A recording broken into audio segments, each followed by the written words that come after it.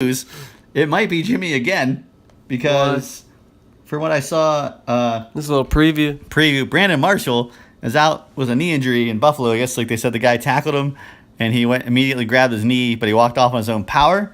Okay. But I don't know if Jimmy can tell the future, but he picked up, let me see, I gotta view all. Was it Jeremy Curley?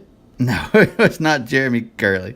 I'm not even going to talk about Jeremy Curley. It was Quincy Nunwa or whatever, could step right in, and if he's hurt, and Jimmy picked him. Wow. So that was at 3:30 tomorrow. Well, that was a waiver thing, but so he might get it next week. Who knows? Depending on the injury, that's scary. That might be a huge for his brother Jay. It's kind of crazy. It's almost like Legends of the Fall. The brothers. I got it. Yeah, you got it. Thank you. And the only other person I think I might get that right away would be Bigler. He'd be like, "Oh, bang! Legends of the Fall, great movie, Great call. great call." Beep. Ladies and gentlemen, boys and girls, children of all ages, it's time for a little Venus talking. Hey, I got a little finished business to throw across the podcast desk as it is. Detling, hey, first of all, congratulations on a good win against the Dub C Hooligans. I must give you credit where it's due. You got us, by a handful of points there.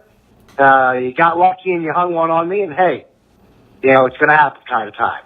However, that being said, you guys were absolutely ridiculous last week in your projections.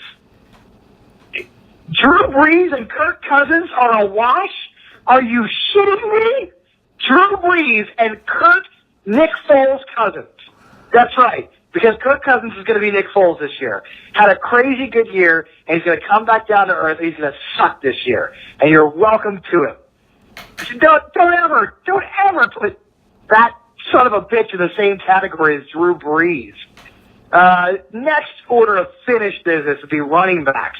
Again, a wash. Jonathan Stewart, that piece of shit, is a wash against Lamar Miller. You're crazy. You're insane. But that being said, all things considered, everything else is kind of even. But you guys were definitely drinking your own Kool-Aid last week, and it is by the pure grace of God that you took that game. I wouldn't have caught a 0 for my tight end position. Freaking RG3 not knowing how to throw a damn football. Yes, I'm bitter. I'm salty. I'm angry. I am terse with my argument. But, hey, whatever. You won one, so congratulations. That's it. That's all I got. Peace and I'm out. Well, at least the answer machine works. That's a good thing. It was a very good thing. It was a loud message. I'll tell you what. That was. I did not hear that. Holy crap, man. If you came home and you opened up your door and you heard that message, would you pick up the phone? Hell no. No way. No, I just let that go. As soon as I heard it would be Bean's voice, I just let it go to write the message. This is going to be a long one. That's right.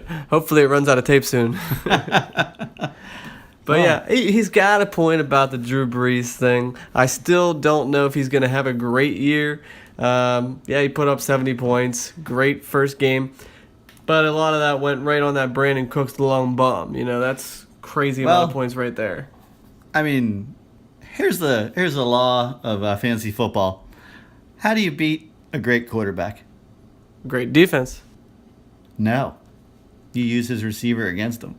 Well, that's true.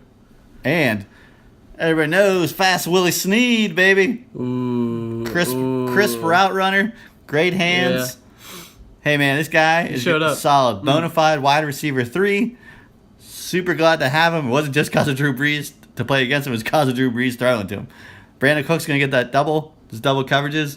When I feel like Cooks is maybe like the one-trick pony. He's like the Mike Wallace. Yeah. And I feel like maybe Snead might be the future Antonio Brown of the New Orleans Saints. I could see that. So, and also the Michael Thomas guy. Wide receiver. He's still got 6 catches. He's going to be huge. He's going to be huge.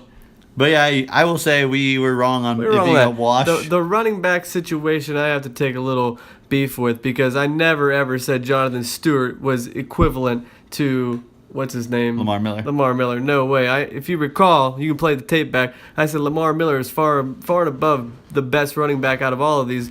But there's no way I could put Justin Forsett, up on another tier to give you the edge. Who's True. your second running back?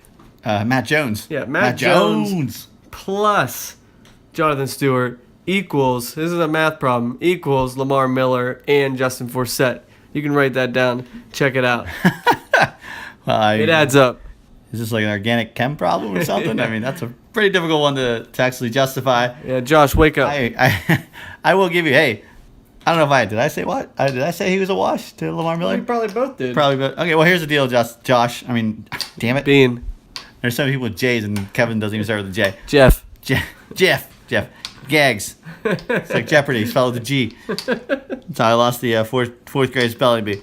But anyways, back to the show. Lamar Miller, he played against Chicago. He didn't play against anybody that had a run defense. He's going to have a great year, though, I think. Yeah, Jonathan Stewart played against Denver, dude. Denver. Let's see what Jonathan Stewart does against the 49ers. And don't tell me anything about Todd Gurley versus them, because the Rams didn't have anybody else but Todd Gurley. The Panthers, and I don't know if you watch games, Bean, but you should watch TV a little bit more, especially when the Panthers are on. The only reason Stewart wasn't in double digits is because freaking Cam Newton stole 2-yard touchdown from him, which I'm going to have to deal with throughout the year, and Bigler's going to love. So, because we all knew Cam Newton wants to be the star. I don't blame him. I would want to be a star, too, if I was that freaking good. I literally have Superman on my chest when you score a touchdown. Come on. Best. So. And as far as your tight end situation, man, I don't know what you're going to do about Barnage. Barnage is garbage. I don't feel sorry for you. My tight end would have got a goose egg, blah, blah, blah. I would have beat you. You can't say that. I don't like, that's a stupid excuse.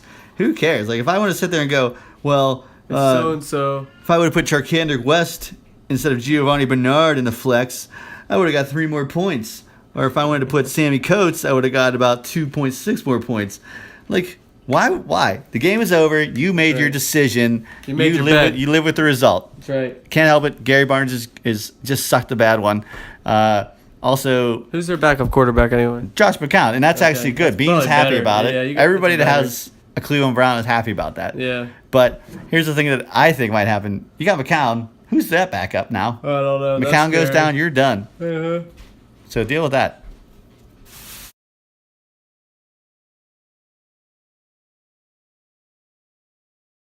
This week's matchups. Week 2.